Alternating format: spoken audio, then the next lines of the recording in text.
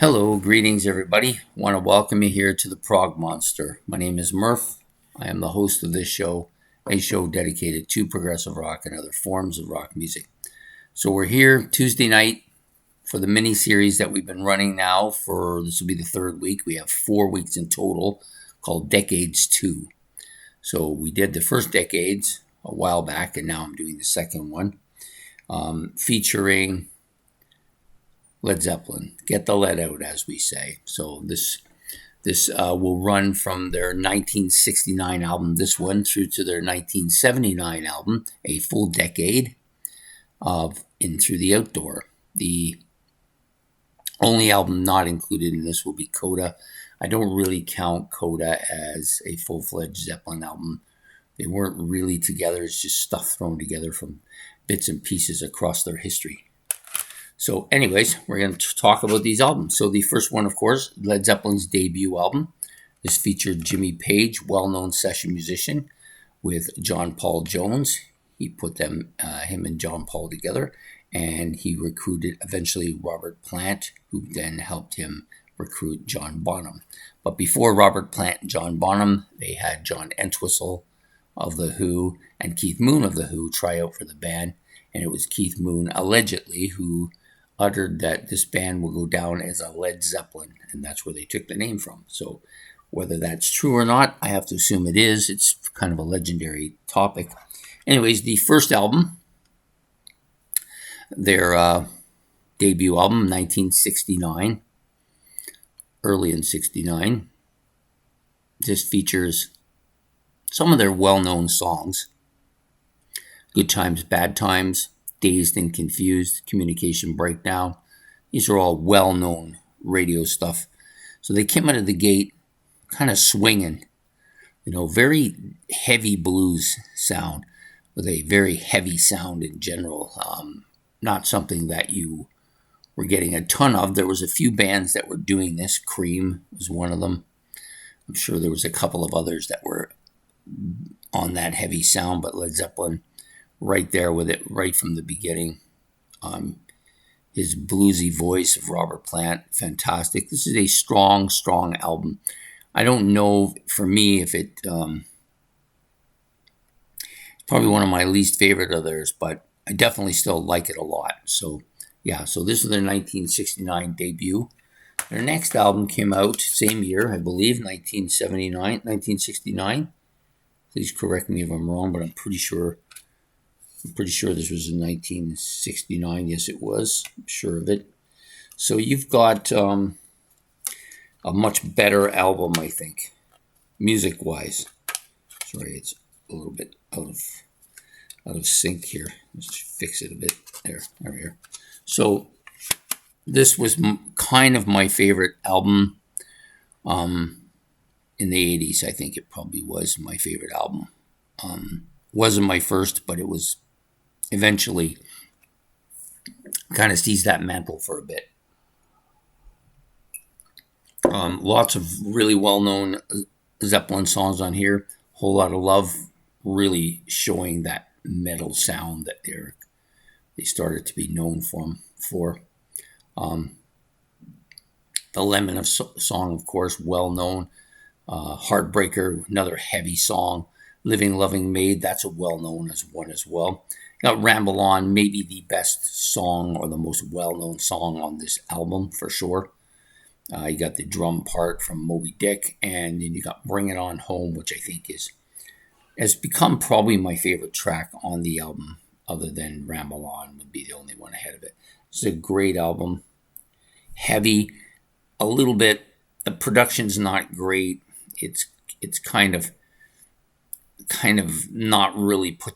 I wouldn't say that. It's just the production is just kind of weak on the album. But overall, the songs are great. One of their better song-related albums. I would say it's got to be top 2 or 3 album as far as the tracks go. And this was the one with that heavy Whole Lot of Love riff that everybody cited, for me at least, when I was going to school, as being why they were one of the heaviest bands out there. Yeah, really, really good album. I'm not really crazy about the cover. It's kind of weak. Looks a little bit second rate, like a photo they just stuck on on something. That doesn't really make much sense. Anyways, Led Zeppelin 2 from 1969 as well. Their next album, Led Zeppelin 3, released in 1970, is my favorite album by them now. It has kind of taken over that mantles in the last 3 or 4 years. It's also, I believe it's the only one that had made a masterpiece, so it's made that recently too. So I think this is a really solid album. Ironically, the Immigrant Song, which is the opening track, is where they coined that phrase heavy metal from. At least that's the belief. And yet this is probably the most acoustic of all their albums. It's just kind of funny how things go like that.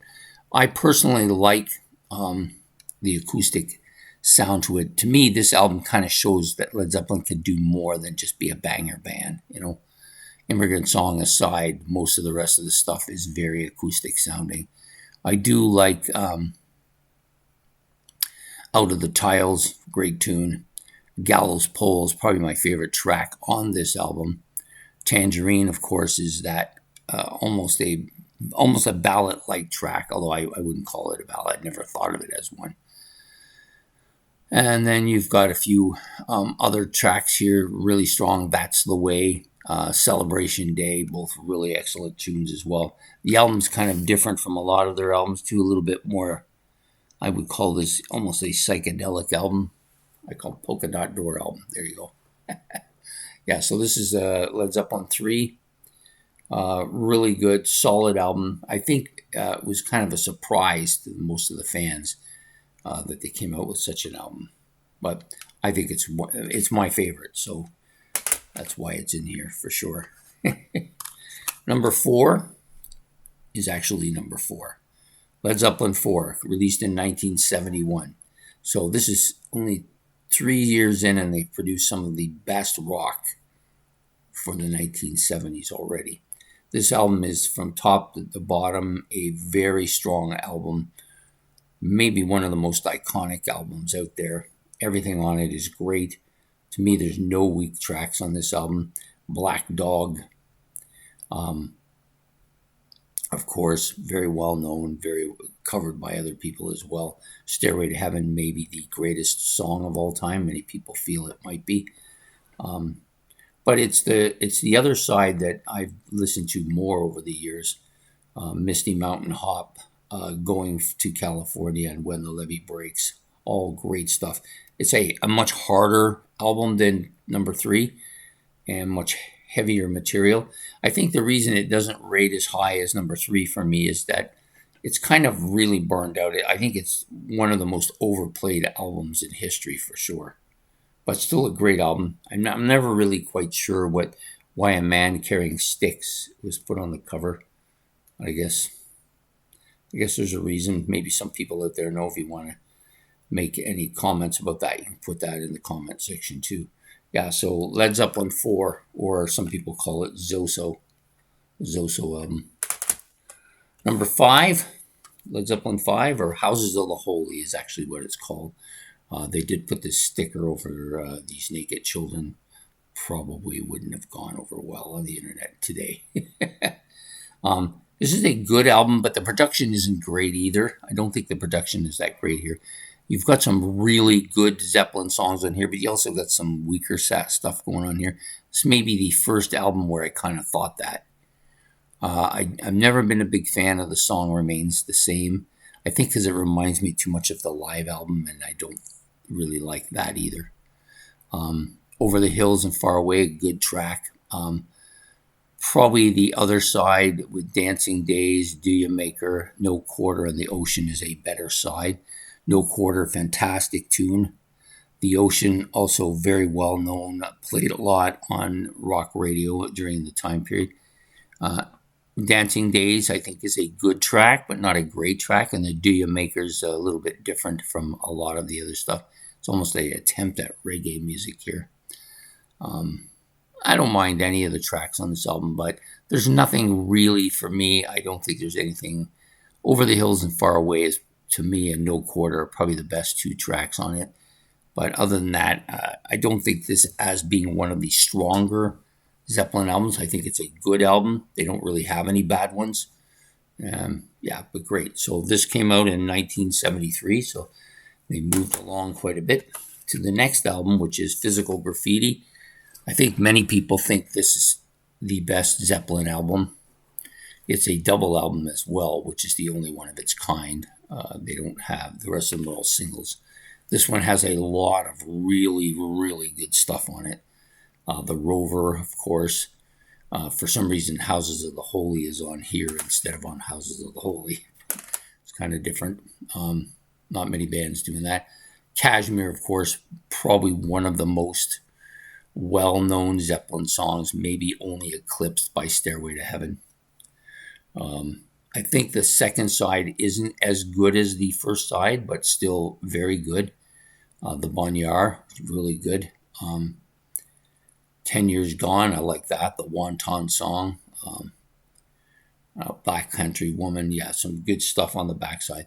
This is probably the least familiar of the Zeppelin albums for me personally, because it's the kind of the last one I got, and only got it in recent years, where a lot of this other stuff was familiar to me from years past.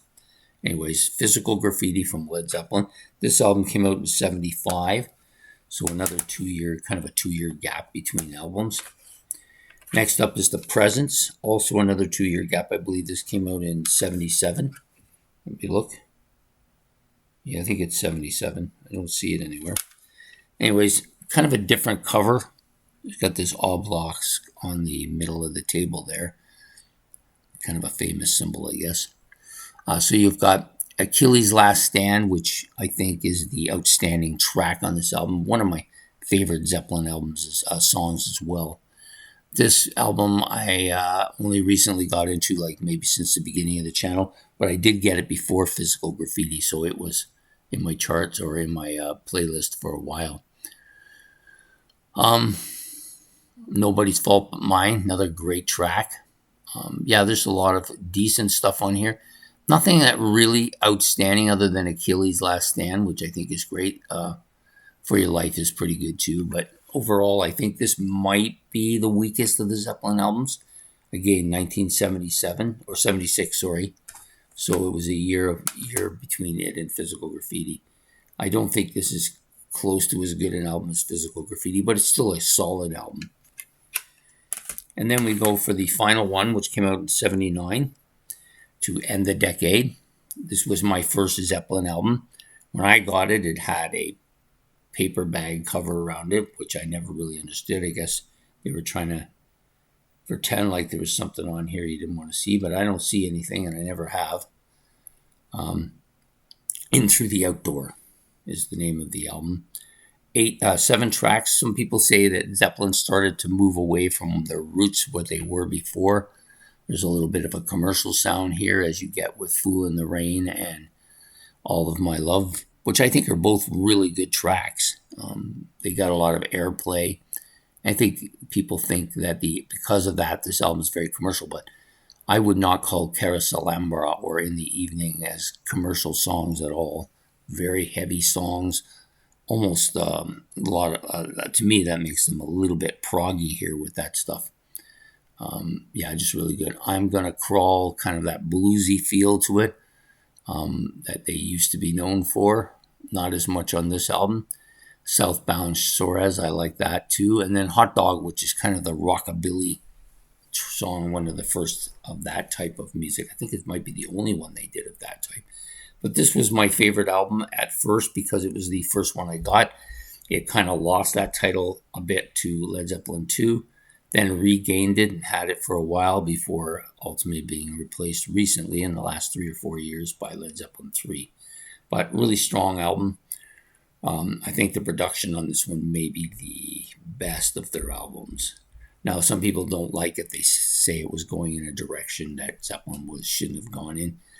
And maybe somebody agreed because they never went on beyond this album. But I think it would have been interesting to see what Zeppelin had morphed into if they had able to hang around through the 1980s. Would they have been affected by the commercial pop sound that was dominating a lot of older bands at this point? I don't really know. Well, we will never know now. They did do the coda a few years later, but like I said, that was bits and pieces of music taken from their entire era. So there you go. Led Zeppelin's decades, starting in 1969 with Zeppelin 1 and 2, moving on in 71 to Led Zeppelin 3. Oh, sorry, 1970. 71 was Led Zeppelin 4. That's what I meant to say. Then you got Houses of the Holy up in 73. Physical Graffiti, which is a double album released in 75.